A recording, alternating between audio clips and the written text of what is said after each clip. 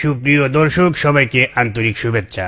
শুরু করছি কয়েদিমু টেলিভিশনের সাপ্তাহিক আয়োজন বাংলাদেশ কি বিচিত্র, দেখাবো তার চিত্র।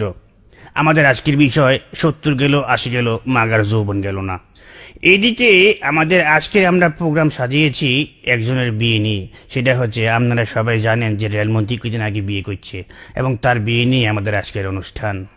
সুপ্রিয় দর্শক, আপনারা দেখেছেন বাংলাদেশে প্রায় সবগুলো চ্যানেল তার বিয়ের গায়ে হলুদকে লাইভ করছে। আমরা কয়েদিমু টেলিভিশন চেষ্টা করছিলাম তার ভাস্করকে লাইভ করতে, কিন্তু উনি লজ্জায় দিলেন না।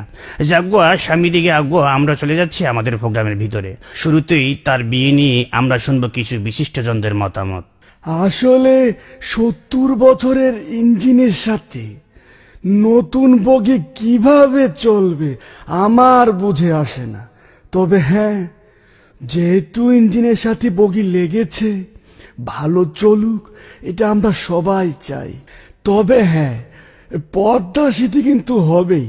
হ্যাঁ, না এখন ওই মাটি পরীক্ষা চলছে, পদ্মা সেতু হবে এবং সেই সেতুর উপর দিয়ে এই বগি এবং ট্রেন কিন্তু চলবে।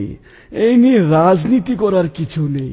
আসলে মজিব ভাই এই বয়সে বিয়ে করেছে, আপনি তো কয়দিন পরে ঠিকই মারা যাবেন, কিন্তু মেয়েটি কি করবে, সে তো জ্বলে পড়ে মরবে। যাই হোক, বিয়ে যেহেতু করেছেন, আপনাকে একটাই পরামর্শ দেব আইনজীবী হিসেবে। আপনার যদি কোনো সমস্যা হয়, আপনাকে আমি একটাই পরামর্শ দেব, আপনি কলিকাতা হারবাল বা মাদ্রাজ হারবালের কাছে যাবেন। হ্যাঁ, না লাকি মলম তো আমি অন্য কাজে ব্যবহার করি, এটা এই কাজে না। সাংবিধানিক এবং গণতান্ত্রিক ভাবে একটি দেশের যে কোনো লোক 70 কি 80 এটা কোনো যায় আসে না, সে বিয়ে করতেই পারে।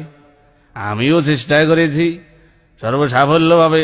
বিবাহ একটি গণতান্ত্রিক অধিকার, এ নিয়ে রাজনীতি করার কিছু নেই।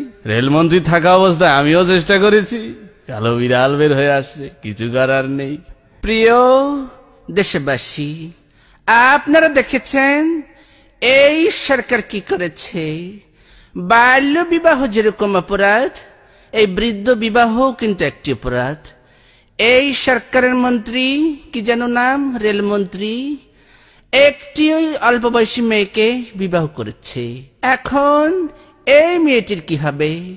যাই হোক, আমরা ক্ষমতায় গেলে ওকে রিমান্ডে নিয়ে হাত পা বেঁধে দেখব কত জোর হয়েছে। আমরা তীব্র নিন্দা জানাই।